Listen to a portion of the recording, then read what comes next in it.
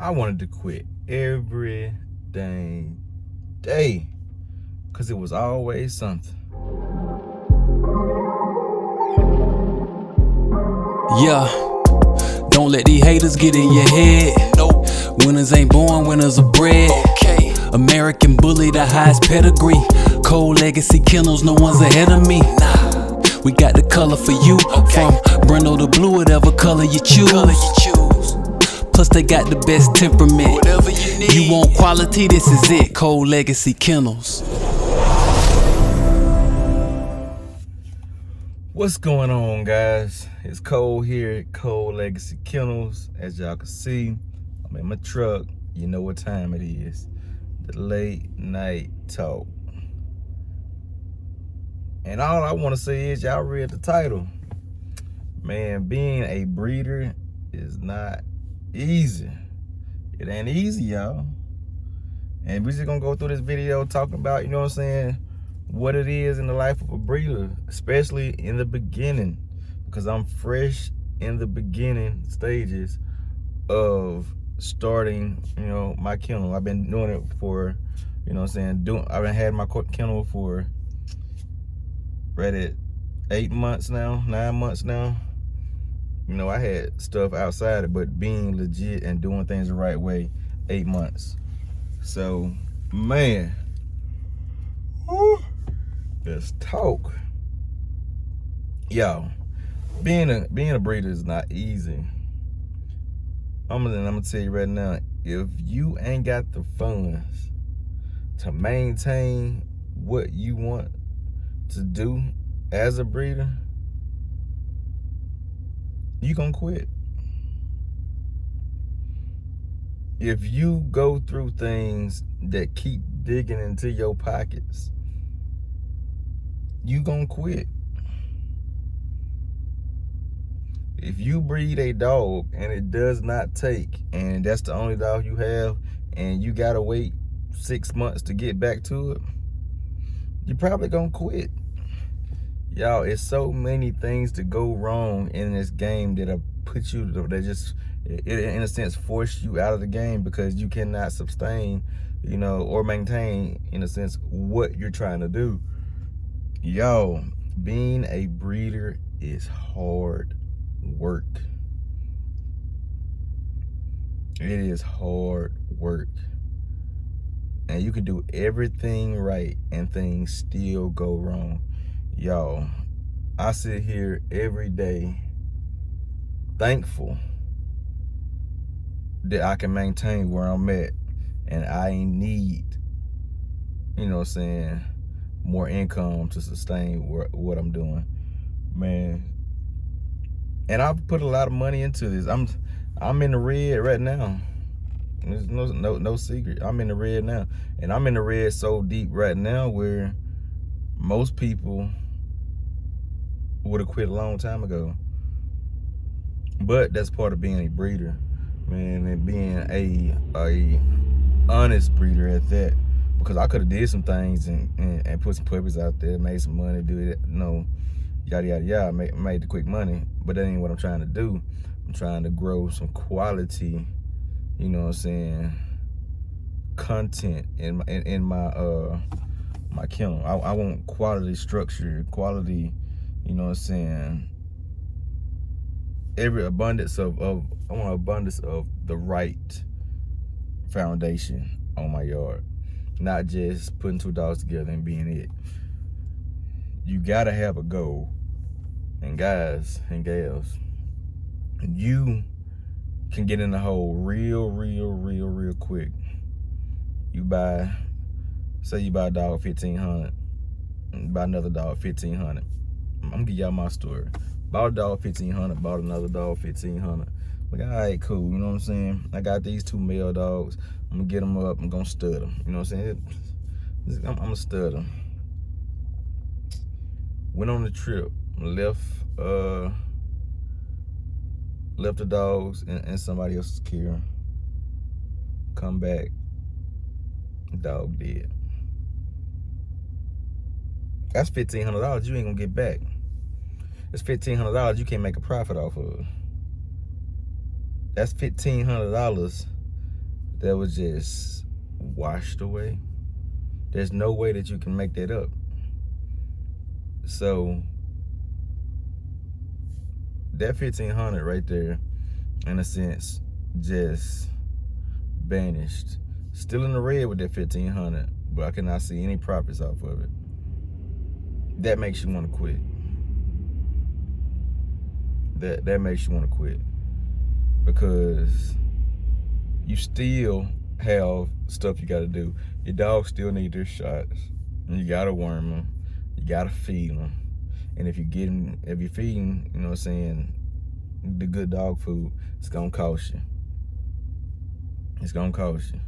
So that's just having one dog left.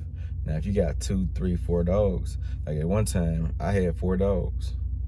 You know, as of right now, I got 2, because I got, you know, 1 passed, and well, I got 2 on the books for Cole Legacy Kennel. I have more dogs on the yard, but I have 2 on the yard right now for the Cole Legacy Camp. But I had 4 dogs. 3 papered, 1 not papered. One of my paper dogs is the one that I lost.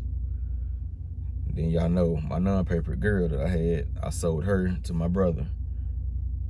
Feeding 4 dogs, 1 bag of dog food lasts you what?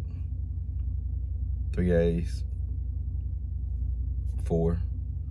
You know, if you feed them 2 times a day, you know what I'm saying, give them a decent serving 2 times a day, that 1 bag of dog food is gone immediately.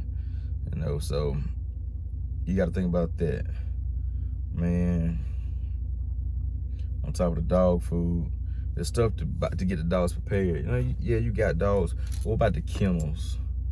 What about the dog bowls and the water bowls and stuff like that? All the upkeep. You don't want your dogs on the ground, so you build up something, and you get rubber mats and put the dogs on that. Like, all that stuff takes money. And if you started with puppies, and that's what I did. I wanted to start with puppies. I started wrong. Started right mindset, but wrong, because starting with puppies, you gotta wait, you know, 2 years before you probably gonna have a litter. You know, and as of right now, it's been what, I say 8 months for me. And at 8 months, I'm sitting here with, I got 2 dogs from now. Got a female that I haven't dropped a litter yet.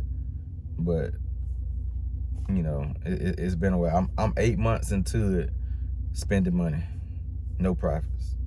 Spending money. Rocco just hit a year old at the end of November. So, yeah, I will get him to start studying him out.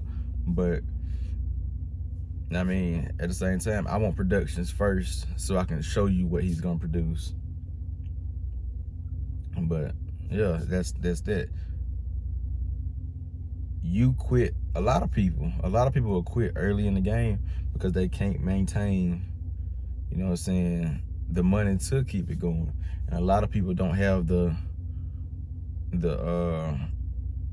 right mindset to stay the course instead of quitting.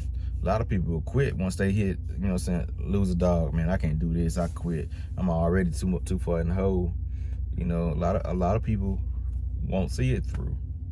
And some people, it's best if they do cut their losses and don't see it through, because, you know, they don't put themselves in further financial debt. But also with that, don't take the easy way of just putting 2 dogs together just to make you some funds. You know, don't put your name on nothing that you don't really want your name on. That's what I want to say. Because if they see what you put out the first time, they might not want to hit you up on the second time, even though the second time might be what you wanted, might be the best dog ever. But they know what you put out that first time, they don't trust you. Simple as that.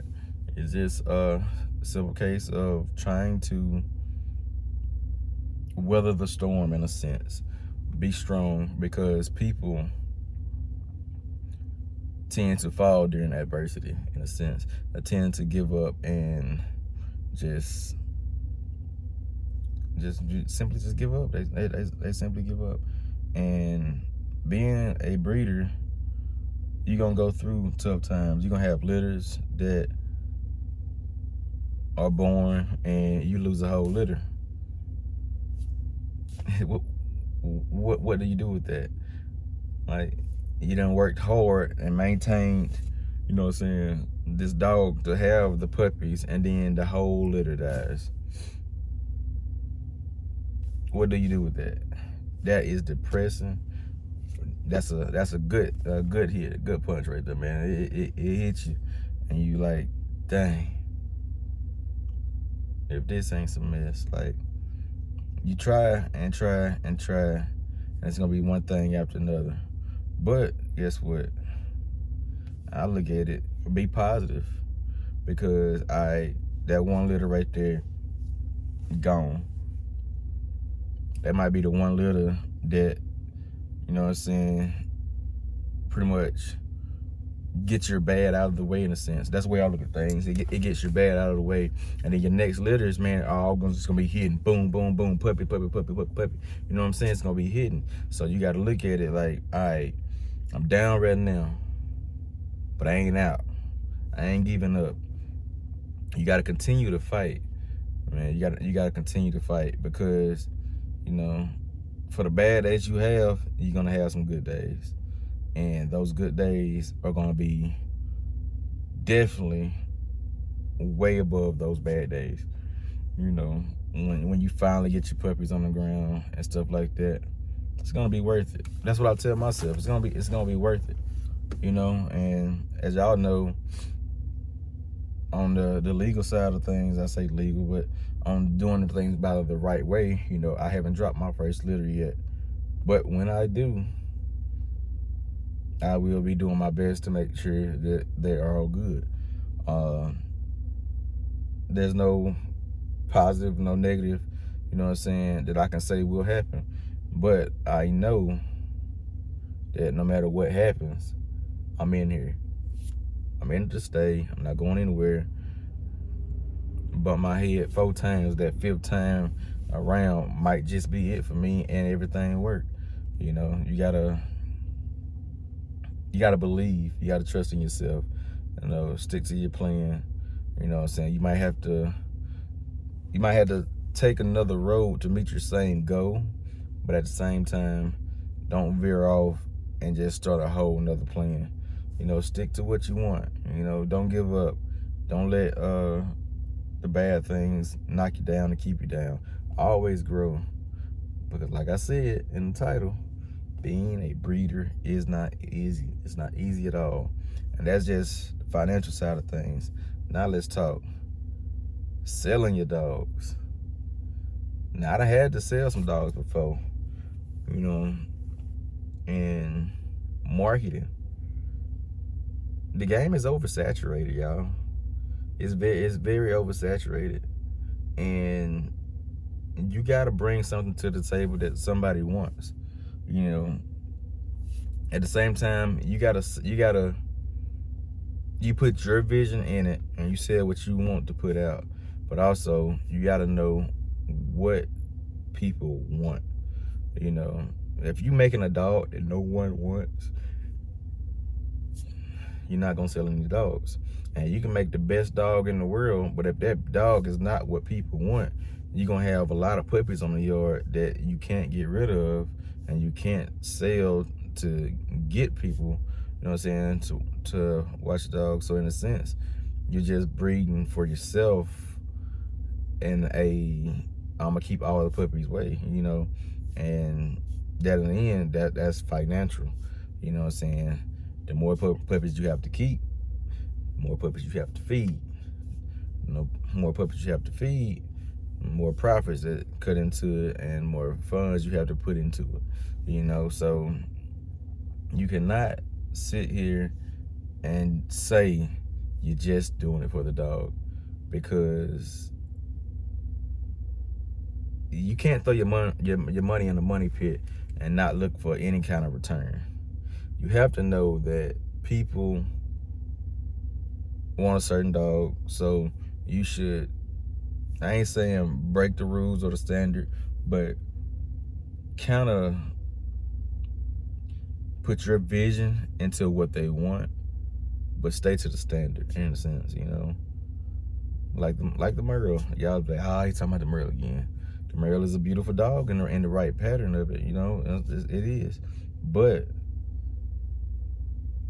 put Merle and structure together, not just a Merle dog.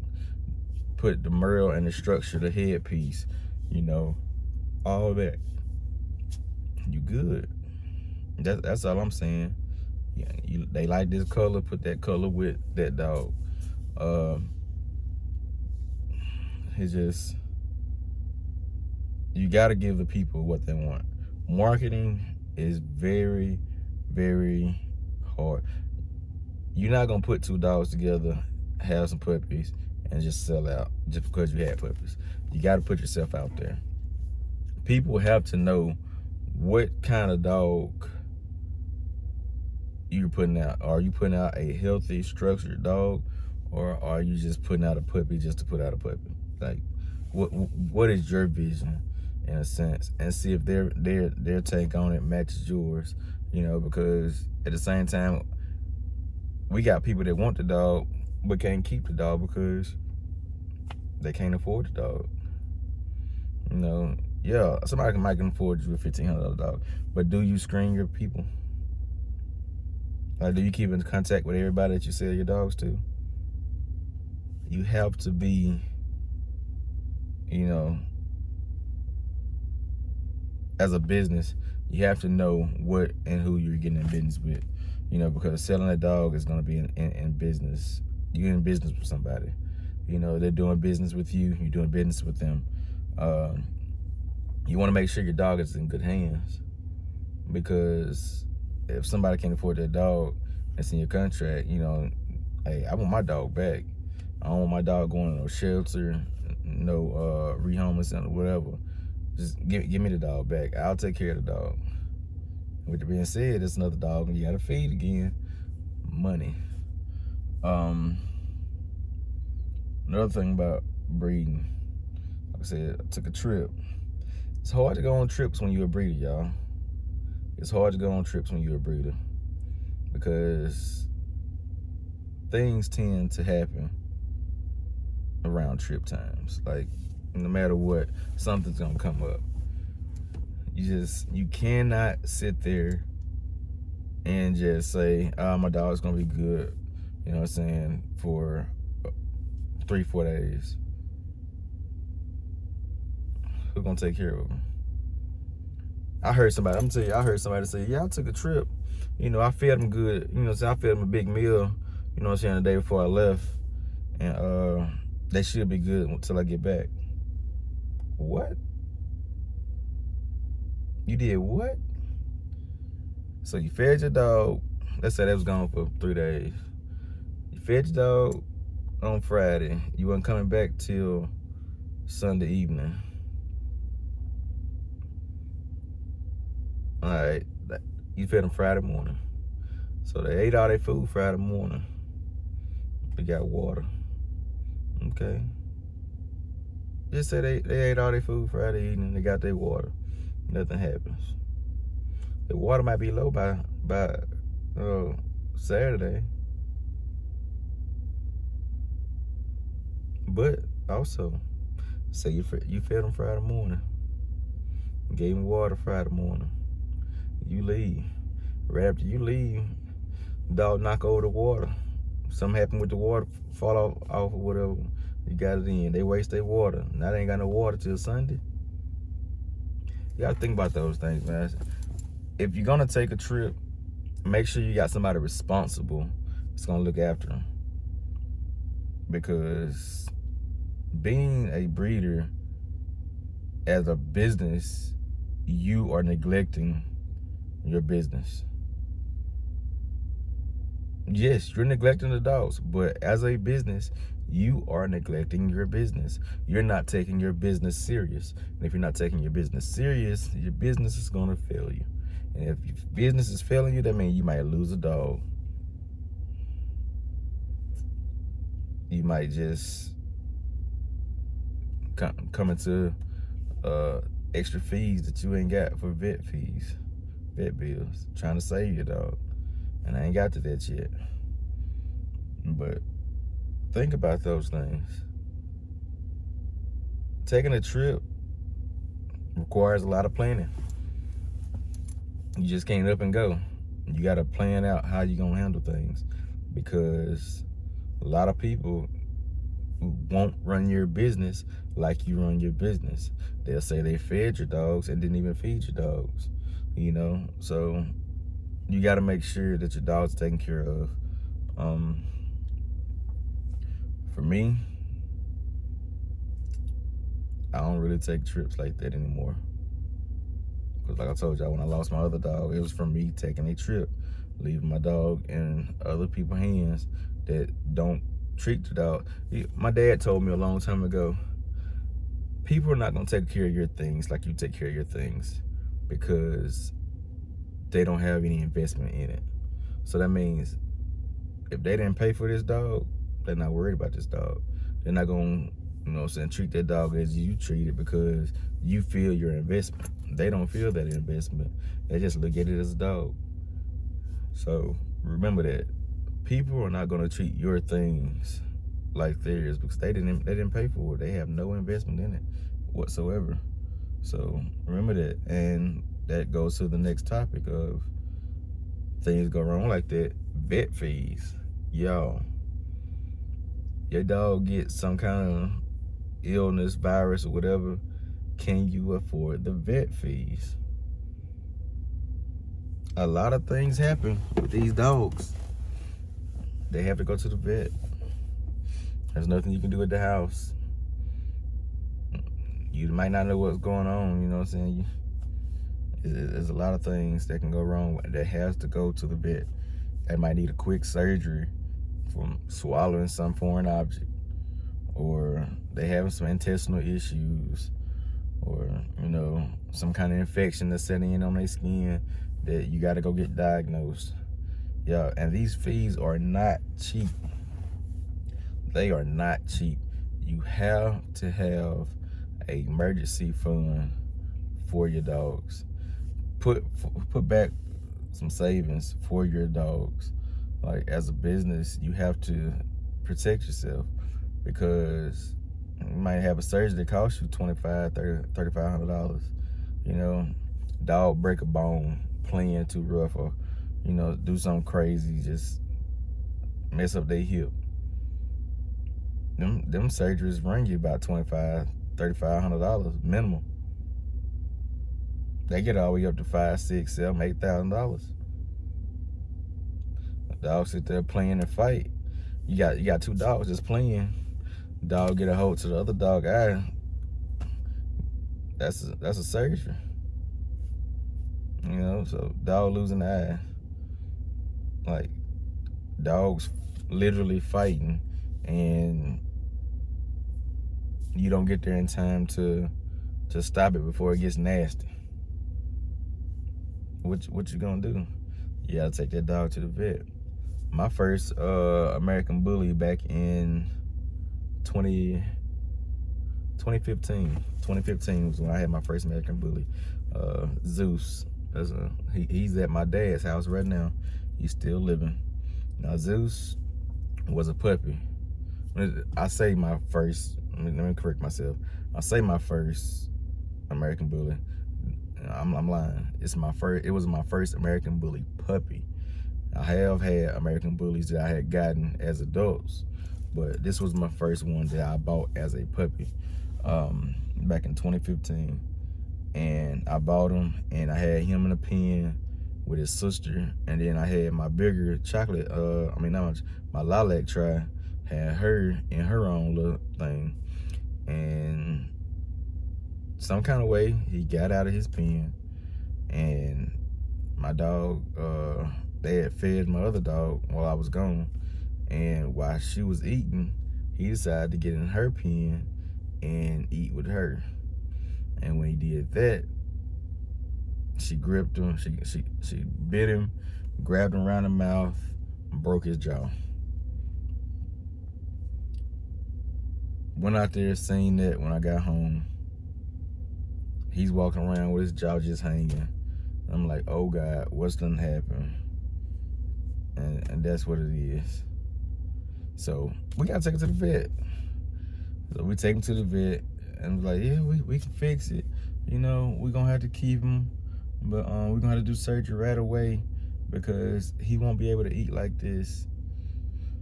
I'm like, shoot. So luckily, it wasn't no expensive surgery, but at the same time, being that I've never took a dog to the vet before then, I didn't know, you know what I'm saying, what it was gonna cost.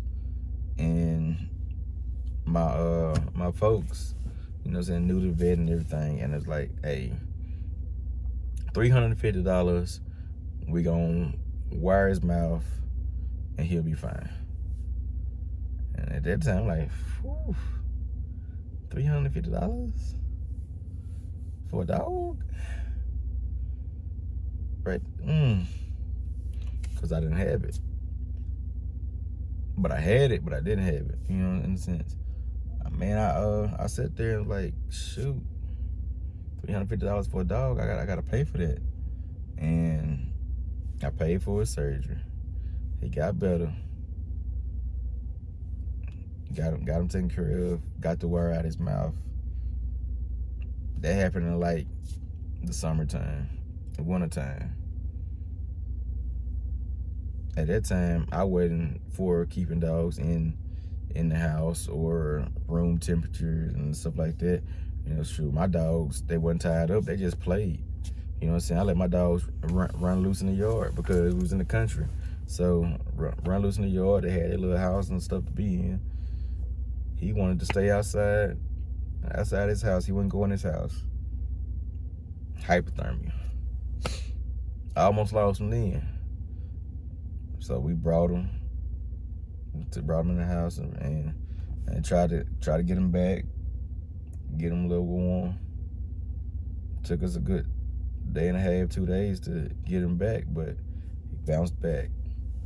And this is all before I became a breeder, y'all. Like, these are things that I experienced just as a dog owner, but it multiplies when you're a breeder.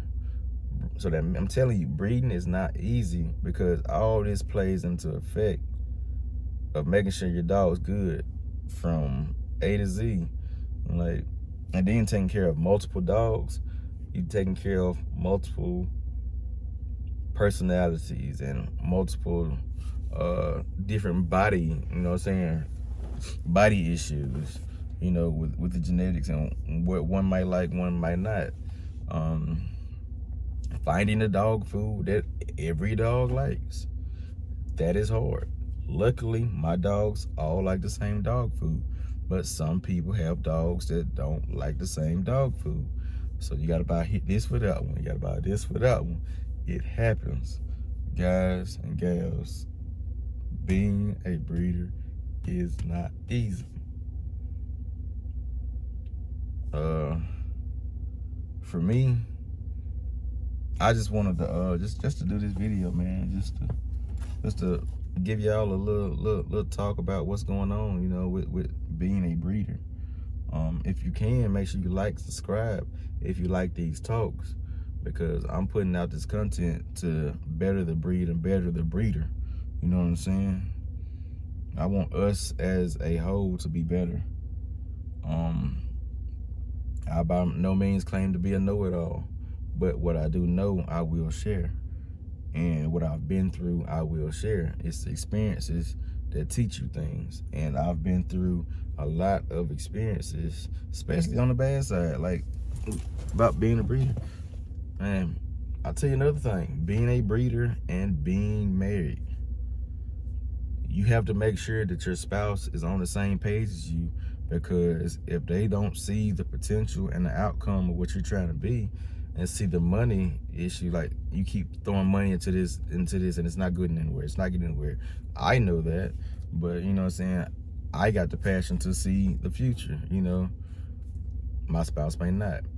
Luckily, my spouse does. So shout out to my wife, you know what I'm saying? Because she gets it. She understands my wife actually loves all kinds of animals. She actually wanted to be a veterinarian, but she chose not to go that route, but that's what she always wanted to do. So one day I might, say, hey, go to school with this. We got time. Put in school for 6, 7, 8, 9 years. But the most important thing about being a breeder is being consistent and working hard to making sure that you, as a breeder, have everything you need to have to make it easy on you and put in the hard work. Definitely put in the hard work. Show that you can tough it out and weather the storm, and everything will be fine. Simply put, do not fail because you quit, because you can achieve greatness. Like you can succeed in this. You just have to weather the storm, because it's gonna be a lot of tests to try to see if you can hang, and if you can't hang, you'll be out way sooner than missing out on actual blessings in the game. Because, man, this, like I said, we already oversaturated, but a lot of people do it for a little bit and then they're gone. If you're on YouTube now watching this video, look at a lot of YouTube channels that made videos. They make the videos, and guess what? They're not even breeders anymore. You're looking at videos from a year, 2, 3 years ago that's popping up now, from breeders that don't even breed anymore. They didn't last. So for me, I just want to give y'all a word of encouragement, because we all know now breeding is not easy, but it can be done the right way, and I wish you the best. Don't give up. Don't quit.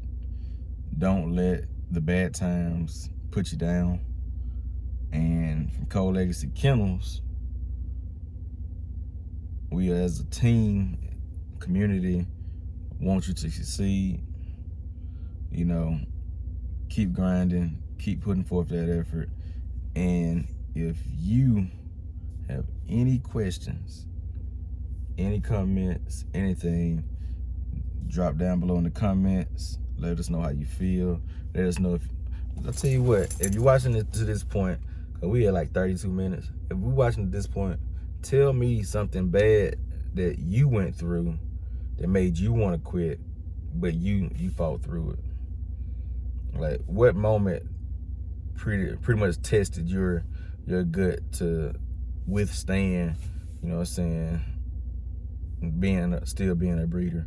What moment did you want to quit, but you pushed through? Let me know in the comments below. Make sure you like, subscribe if you haven't. Hit that bell notification. Stay in tune with everything we got here at Cold Legacy Kennels. And man, as always, thank you for tuning in to Cold Legacy Kennels Late Night Talk. Cold Legacy Kennels, out.